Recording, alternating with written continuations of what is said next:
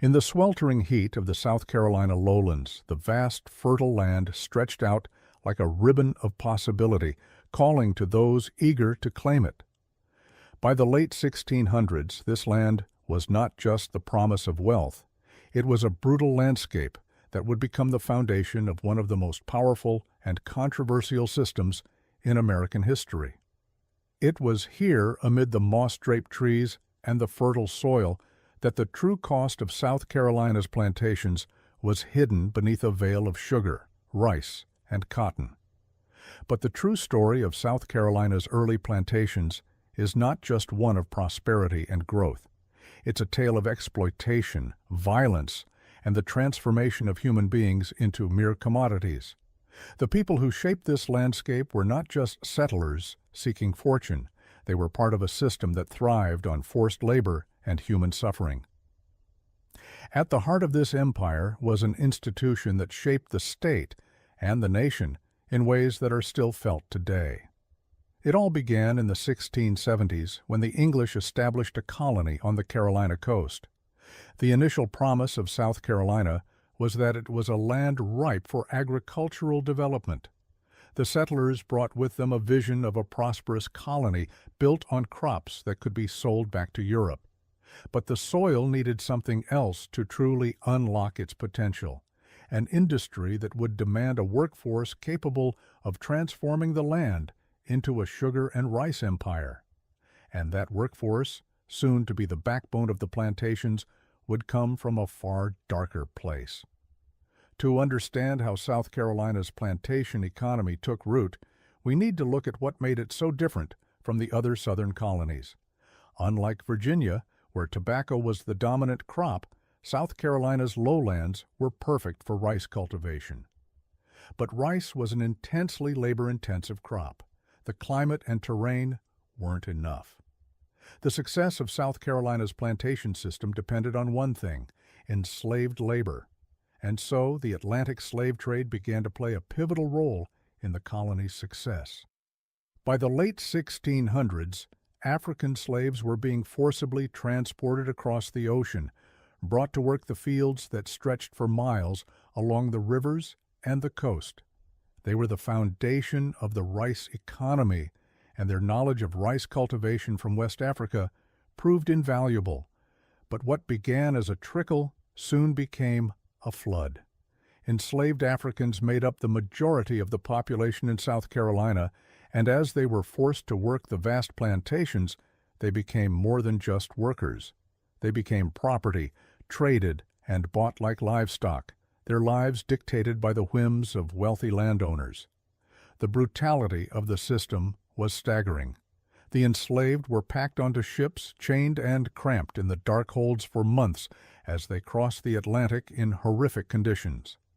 Many never made it to shore, dying from disease, malnutrition, or despair. Those who survived were thrust into an unforgiving world, a world where their every movement was controlled, where their families were torn apart, and where the very essence of their humanity was stripped away. But even within the confines of this dehumanizing system, the enslaved Africans resisted. In the early years there were slave uprisings, most notably the Stono Rebellion of 1739. It was one of the largest slave uprisings in colonial America.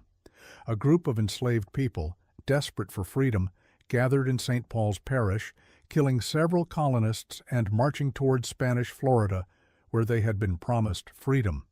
The rebellion was eventually quelled, but it left a lasting mark on the colony and its plantation system. The Stono Rebellion, however, was only one chapter in a long history of resistance that shaped the early plantations of South Carolina. For decades, the enslaved fought back in whatever ways they could through slowdowns, sabotage, and everyday acts of defiance.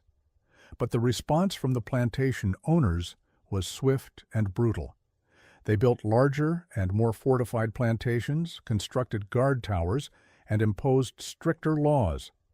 The brutal control over the enslaved population was enforced not just through physical violence, but through legal and cultural systems designed to dehumanize and strip away any hope of rebellion.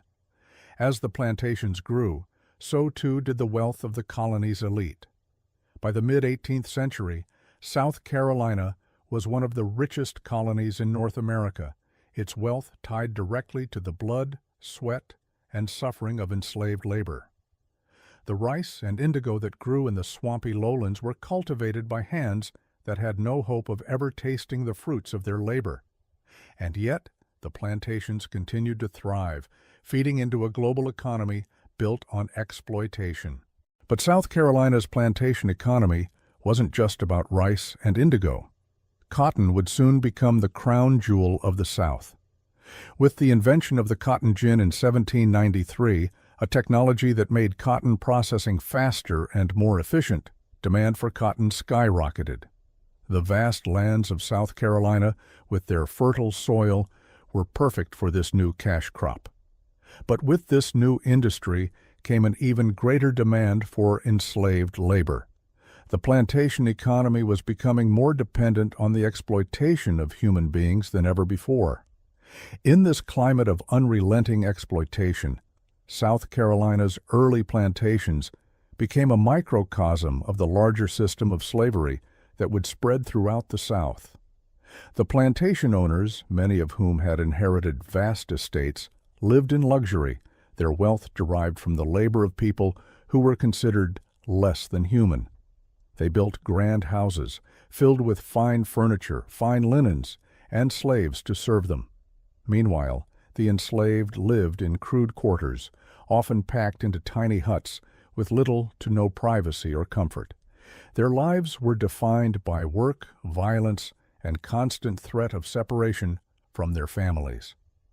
The relationship between the plantation elite and the enslaved was one of stark contrast. Plantation owners often viewed themselves as benevolent masters, overseeing a vast enterprise that brought prosperity to the colony.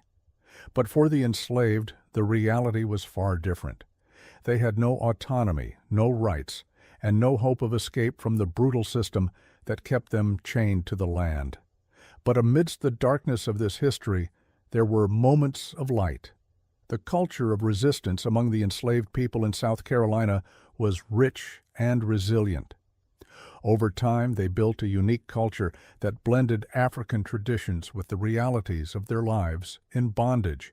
They forged new languages, created music and dances, and found ways to hold on to their identity in the face of unimaginable hardship. Though their bodies were enslaved, their spirits remained free in ways that would shape generations to come. South Carolina's early plantations were more than just the foundation of the state's economy. They were the crucible in which the legacy of slavery was forged. The wealth generated by rice, indigo, and cotton created a system that would shape the lives of millions for centuries to come. But the price of that prosperity was paid in suffering and blood. Today, as we look back at South Carolina's early plantations, we must remember the stories that were buried beneath the soil, the stories of the enslaved, whose labor built the empire, whose resistance carved out moments of dignity, and whose legacy still resonates in the state and the nation. For the dark history of South Carolina's plantations is not just a story of the past, but one that continues to echo in the present, reminding us of the cost of inequality, exploitation, and the enduring fight for justice.